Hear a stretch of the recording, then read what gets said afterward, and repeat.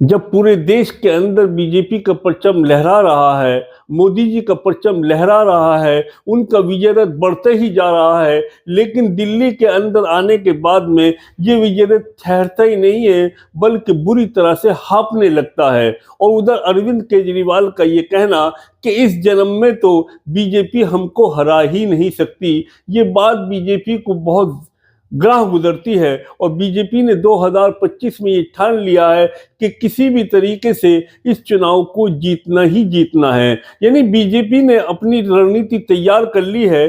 कहीं वोटें काटी जा रही हैं, कहीं वोटें जोड़ी जा रही हैं। यानी वोटें इस एतबार से काटी जा रही हैं कि सर्वे कराया गया कॉन्स्टिट्यूंसी में कि कितनी वोट, और पूछा गया लोगों से कि आप वोट किसको देते हैं। यानी उसने कहा कि आम आदमी पार्टी को देते हैं तो टिक लगा दिया, कट लगा दिया गया। और किसी ने कहा कि हम बीजेपी को वोट करते हैं तो उस पर राइट का निशान लगा दिया गया। और नई जो लिस्ट आई है तो कट वाले नामों को काट दिया गया और राइट वाले निशानों को मौजूद रहे। इस तरह से लगभग हर कॉन्स्टिट्यूंसी के अंदर जो है 5, 6, 9, 10, 11, 12 हजार वोटों को काटा गया है और इतनी वोट लगभग 5-7 हजार नई वोटों को जोड़ दिया गया है। यानी देखा ये जा रहा है कि 49,74,592 वोट लगभग आम आदमी पार्टी को पिछले इलेक्शन में पड़ी थी, जिसने 70 में से 62 सीटें हासिल करी थी।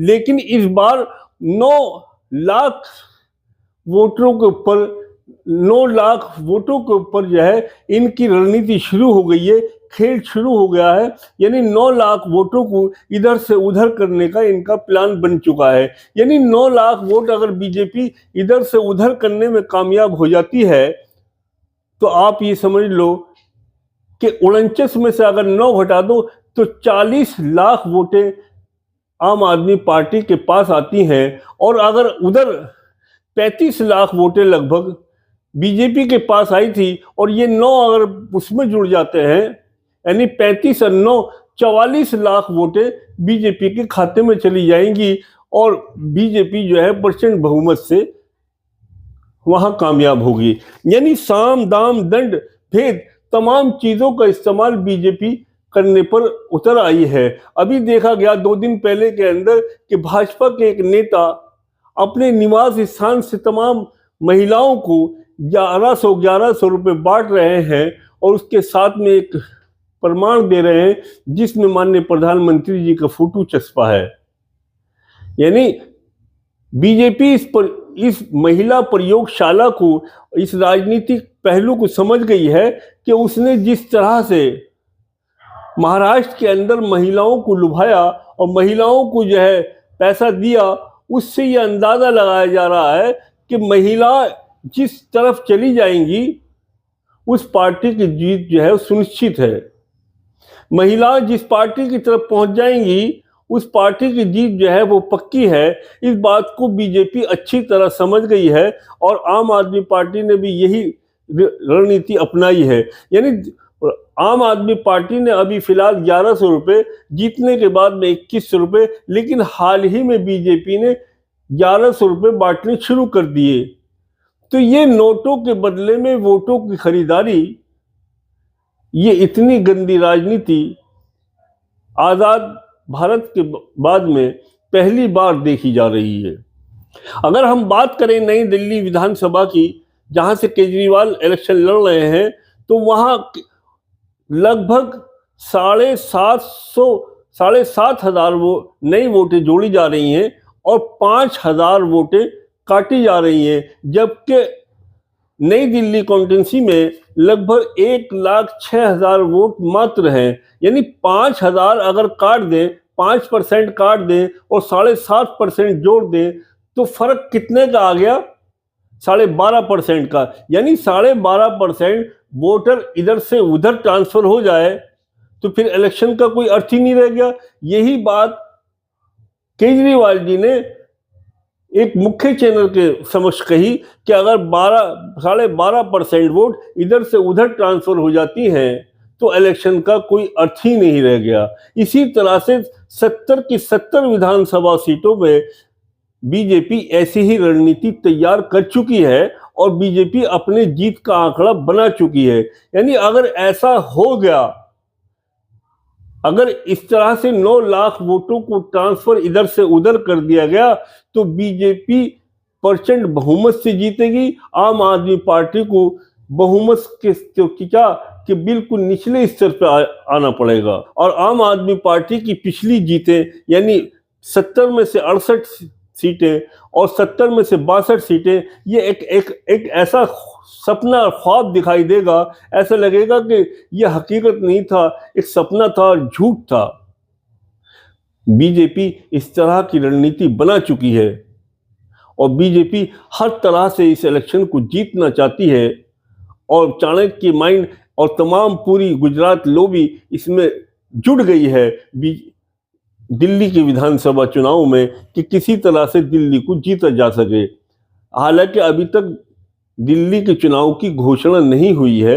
6 तारीख को लिस्ट आएगी और 6 के बाद में चुनाव की घोषणा होगी। उसके बाद में ही तय होगा कि कौन सी तारीखों में चुनाव होने हैं। लेकिन बीजेपी इसको जीतने के लिए हर संभव प्रयास कर रही है और आम आदमी पार्टी को अपनी रणनीति से परास्त करना चाहती है। अब देखना यह है कि दिल्ली की जनता किस रुख जाती है। क्या भविष्य में फिर दोबारा आम आदमी पार्टी की सरकार बनेगी या बीजेपी अपने साम दाम दंड के अंदर कामयाब हो जाएगी।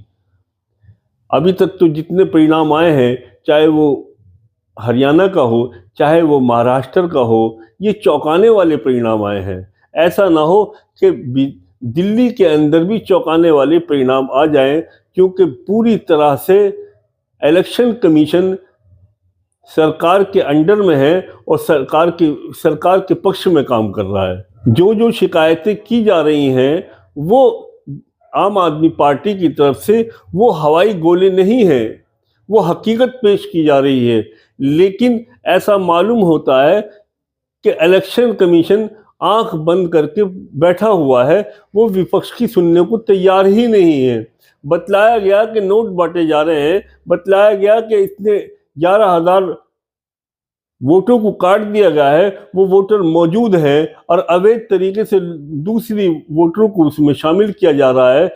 यानी पूरी तरह से रणनीति बना ली है कि आम आदमी पार्टी को किस तरह से हराया जा सकता है। वो सारी रणनीति भाजपा तैयार कर चुकी है और इस बात को आम आदमी पार्टी गुमराह नहीं है। वो एक काउंटेंसी इलेक्शन कमीशन को अवगत करा रही है कि बीजेपी जो है इस तरह से षड्यंत्र रच रही है और बीजेपी ने इस तरह से फर्जी वोटों को शामिल किया है और असली वोटर्स को काटा है। यानी सरकार की नीयत साफ नहीं है। लेकिन अगर 1% भी आम आदमी पार्टी दिल्ली के चुनाव हार जाती है तो ये दिल्ली निवासियों के लिए बड़े दुर्भाग्य की बात होगी।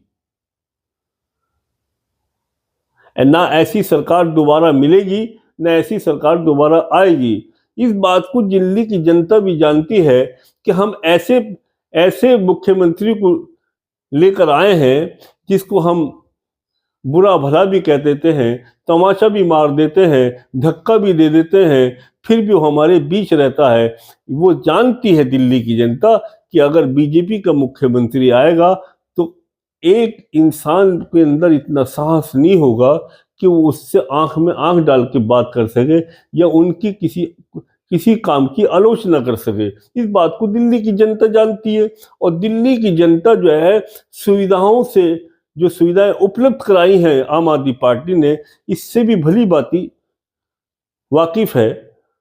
इस वजह से मैं समझता हूं कि दिल्ली की जनता जो है का पूरा रुझान जो है वो आम आदमी पार्टी की तरफ रहेगा।